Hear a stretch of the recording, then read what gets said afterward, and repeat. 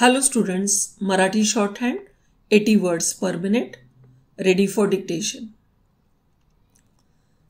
पाणी वाटपाचा प्रश्न हा केवळ महाराष्ट्रापुरता मर्यादित नाही.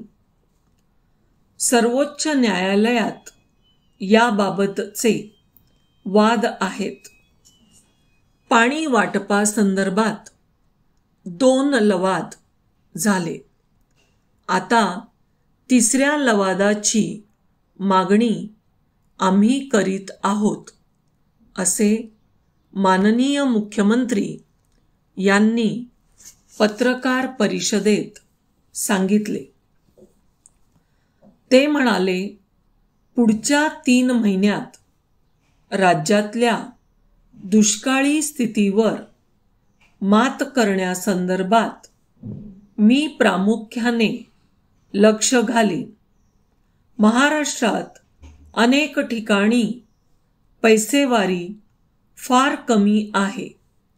एकीकडे राज्यात दुष्काळ असल्याचे मी सांगत आहे, पण दुसरीकडे केंद्र शासनाचे पत्र आले आहे. महाराष्ट्रात दुष्काळ नाही असे केंद्र सरकार त्यात म्हणते. वास्तविक केंद्र शासनाचे 2 वेळा पथक येथे आले होते. त्यानंतरही ते दुष्काळ नाही असे म्हणतात.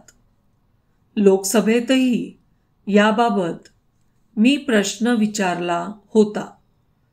दुष्काळ निवारणासाठी आर्थिक मदत मागितली होती. ते पुढे म्हणाले, सर्वांना बरोबर घेऊन मी काम करू इच्छितो.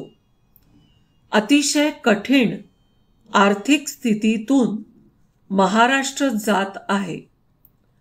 अनेक कोटी रुपयांचे कर्ज आहे. बऱ्याच वेळेस राज्यांवर अशी कर्जे असतात.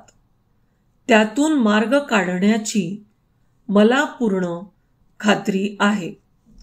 त्यासाठी माझे नजीकच्या काळातील वर दीर्घकालीन उपायांचे नियोजन असेल. आर्थिक शिस्त लावण्यासाठी काय करणार हे एकदम सांगता येणार नाही. बऱ्याच गोष्टी जाहीरपणे बोलता येत नाहीत, पण शिस्तीसाठी मी जरूर प्रयत्न करीन. मी अर्थमंत्री होतो तेव्हाही राज्य सरकारची स्थिती चांगली होती असे नाही. स्थिती वाईट होती म्हणूनच शून्याधारित अर्थसंकल्प सुरू करावा लागला होता. तेव्हा अतिरिक्त विक्री कर व अधिभार लावला होता. जी कठीण शिस्त लावली होती ती राज्य सुधारले तेव्हा सैल केली. सहकारासंदर्भातील भूमिका सांगताना ते म्हणाले की, सहकारी चळवळींबद्दल माझा दृष्टिकोन नेहमी सहकाराचा राहील. ही चळवळ टिकली पाहिजे. जर त्यातही लोक काही प्रमाणात इकडे तिकडे करत असतील तर त्यांनाही बरोबर केले पाहिजे.